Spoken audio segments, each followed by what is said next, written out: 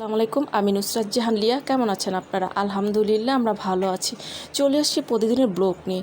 আজকে চলে আসছি সিজনের দেশি ফলের শরবত, টক ঝাল মিষ্টি দেশি ফলের শরবত। আসুন দেখাই, শেয়ার করছি আপনাদের সাথে।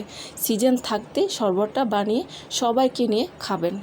নিয়েছি জাম, যেহেতু এখন সিজনে আম, কাঁঠাল, জামের সিজন, আর জামটা কিন্তু একদম অল্প সময় বাজারে থাকে। তো আমি আজকে জাম নিয়ে আসছি।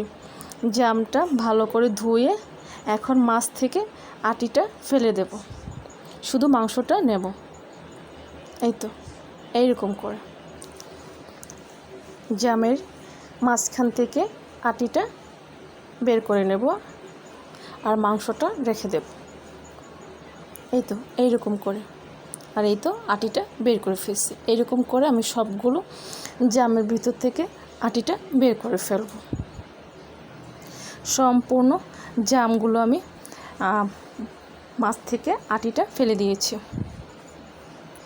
এখানে নিয়ে নিচ্ছি ব্লেন্ডারের ঝাড়। ব্লেন্ডারের ঝাড়ের মধ্যে দিয়ে দিচ্ছি জাম, আটি ছাড়া জামগুলো দিয়ে দিচ্ছি।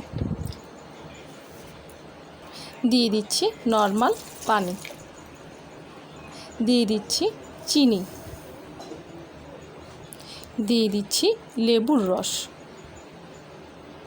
দিয়ে দিচ্ছি দুটো কাঁচামরিচ। এখন আমি এটাকে সম্পূর্ণটা ব্লেন্ডারে ব্লেন্ড করব। ফিরে আসব ব্লেন্ডারে ব্লেন্ড করে নিয়ে আসছি সম্পূর্ণটা ব্লেন্ড করে। এই তো একেবারে ব্লেন্ড হয়ে গেছে। নিয়ে নিয়েছি দুটো গ্লাস, এর মধ্যে দিয়ে দিচ্ছি।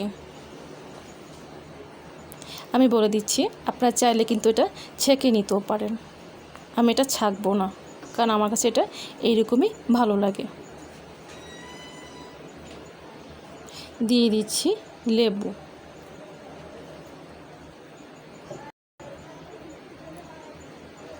নিয়েছি একটা প্লেটের মধ্যে দিয়ে দিচ্ছি একটু সুন্দরের জন্য, আর কি, আর কিছু না।